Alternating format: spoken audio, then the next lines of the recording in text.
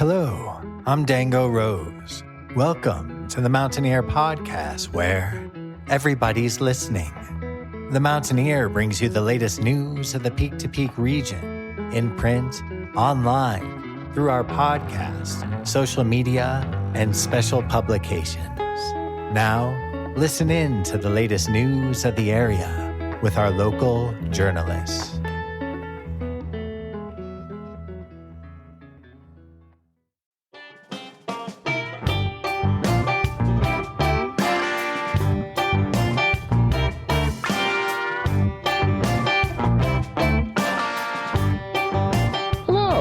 My name is Jamie Lammers, and welcome to this week's music segment. I'll let my guest introduce himself real quick. My name is Dave Solzberg, and I'm a professional bass player, music educator, and the such. I hear that you and one other person are performing at JKQ Barbecue very soon. Yeah, that is actually myself and Adam Paz. We are two members of a group called the Nogo Gillbillies, and the Nogo Gillbillies have been playing, probably close to 20 years, at least 15. Actually, the Nogo Gillbillies actually started, we're all the closest to buds, and we were all neighbors, and we had a supper night where all the neighbors would get together one Wednesday a week, and a different neighbor would make dinner. And we decided to call that the Nogo Supper Club. And from the Nogo Supper Club, we realized that a bunch of us played music, and we started playing music, and it was just totally for fun, and more people started coming to the Supper Club and thinking we sounded pretty darn good. Adam was working at Salto at the time as a bike mechanic, and we started playing at Salto once a week, and the rest is history. We've been doing it a long time. It's actually two of us, so that's why we're calling ourselves Two Billies, because we're part of the Nogo Gillbillies. So how did Two Billies begin? How did you and Adam decide that you wanted to be a duo? Well, we didn't really choose it. Whenever a member of the Nogo Gillbillies is not available, we'll play as the Nogo Three Billies, the Nogo Tri-Billies, and Adam and I are the closest. We all lived on South Beaver for a long time, and I'm a little further out. Adam's still right around there, but Paul Sink, the guitar player, moved down the hill to Niwot, and Dave Pullen's the mandolin player and vocalist. Everyone's a vocalist, so he moved out to Barkay out by Jamestown. So the people that live closest are Adam and I, and we just love playing as a duo. It's real easy for us to play as a duo locally when the other members just can't make it. What are some musical influences that have brought you together?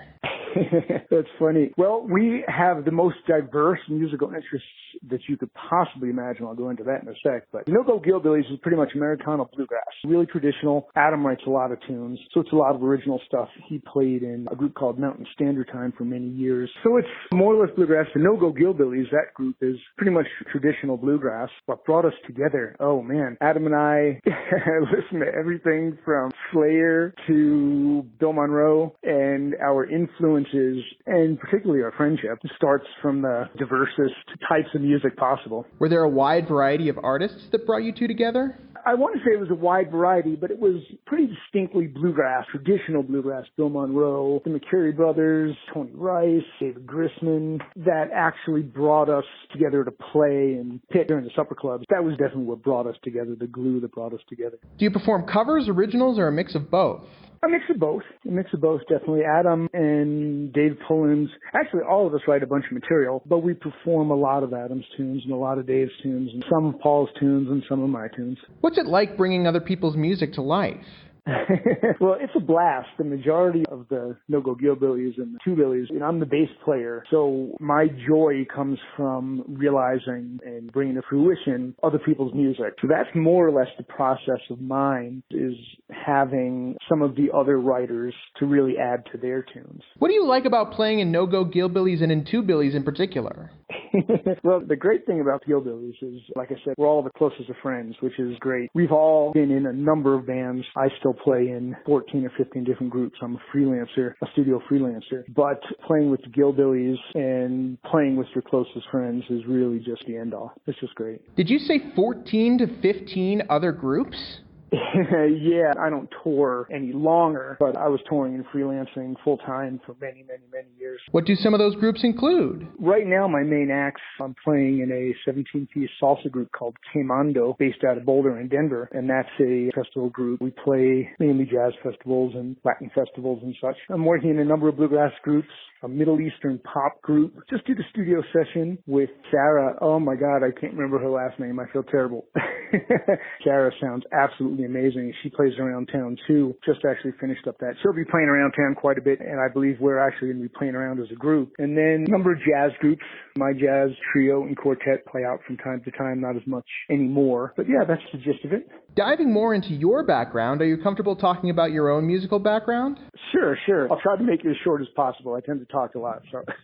I started playing saxophone at 5 in New York. Continued to play that all through high school. Switched to guitar at 12, and then switched to bass shortly thereafter. I just felt bass. Bass just made a lot more sense to me. And then played in groups all through middle school and high school. When I moved out here in 92, I began playing professionally on bass. I went back to school, got my undergrad in bass performance, and then my master's in bass performance down at the Lamont School of Music in Denver. Did 2 years of theory study at University of Northern Colorado up in Greeley, and then got my music education degree in teaching licensure through Metro State in Denver, and have just been playing music and touring and playing professionally ever since. Do you still play some of those instruments, or do you primarily focus on bass?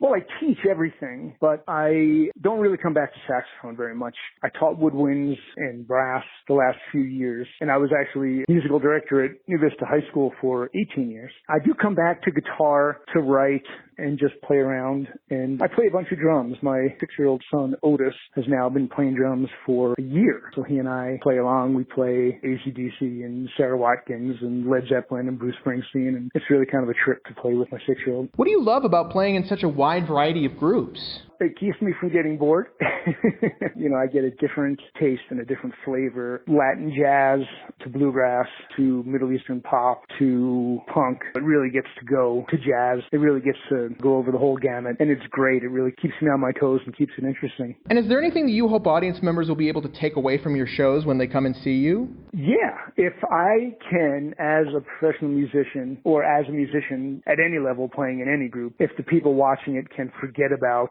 their real life for just a minute, then I've done my job. That's my goal. Or if they absolutely lose their head and go crazy, that's just as good too.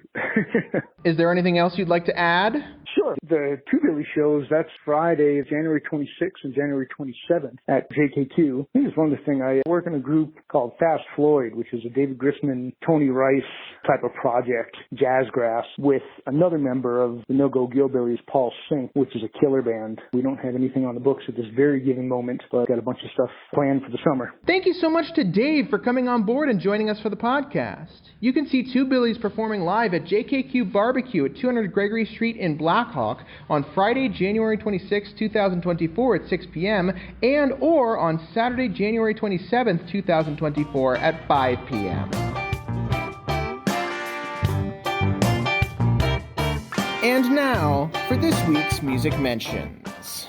Head to Busey Brews, located at 70 East 1st Street in Nederland on Sunday, January 21st at 2 p.m. to see Gratefully Acoustic Solo performing live. Head to the Diner Bar Ned, located at 121 North Jefferson Street in Nederland on Wednesdays at 8:30 p.m. for a karaoke night, and on Sundays at 6 p.m. for an open mic night. Also be sure to head there on January 19th to see DJ Robonix Techno performing live. Head to Eldora Mountain Resort, located at 2861 Eldora Ski Road in Nederland on Friday, January 19th at noon to see Beats at the Bass with Pomegranate Sounds, on Saturday, January 20th at 9 a.m. to see Beats at the Bass with DJ Beat Times, on Saturday, January 20th at 1 p.m. to see Apres Music Series with Rattle Trap featuring Andy Reiner and Brett Kretzer, on Sunday, January 21st at 9 a.m. to see Beats at the Bass with DJ Stein, and on Sunday, January 21st at 1 p.m. to see Apres Music Series with Robbie Wicks. Head to Hallenwind Brewing, located at 51A Main Street in Rollinsville on Saturday, January 20th at 5 p.m. to see Burl and Andrew Gordon performing live. Head to the Jamestown Mercantile, located at 108 Main Street in Jamestown, on Friday, January 19th at 7 p.m. for a karaoke night, and on Thursday, January 25th at 7 p.m. to see Kate Farmer performing live. Head to JKQ Barbecue, located at 200 Gregory Street in Blackhawk, on Friday, January 19th at 6 p.m. and on Saturday, January 20th at 5 p.m. to see Mark Cuban performing live. Head to Knotted Root Brewing, located at 250 North Caribou Street in Netherland, on Sundays at 5 p.m. for Jazz Sundays. Head to the Caribou Room, located at 55 Indian Peaks Drive in Netherland, on Saturday, January 20th to see Tieto Band with River Man. Doors open and dinner starts at 7 p.m. and the show starts at 8 p.m. And finally, head to the Very Nice Brewing Company, located at 20 East Lakeview Drive, number 112 in Netherland, on Friday, January 19th at 6 p.m. to see Reservoir Fog performing live, and on Saturday, January 20th at 5 p.m. to see Windy Pines performing live. Did we miss you or your performance? Want to submit your music listing in the Peak to Peak area? Do you have updates to your business or to your performances? Please call 303-810-5409 or email info@themountaineer.com to be included in the next print edition or the next podcast of The Mountain Ear.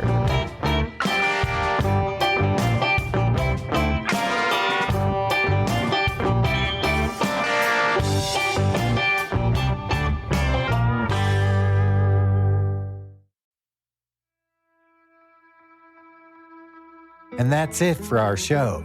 Subscribe online to get more access to more news, weekly updates to our community calendar, and a link to our YouTube channel by visiting themountaineer.com. Be sure to use the coupon code PODCAST when subscribing for a 10% discount, only available to our listeners.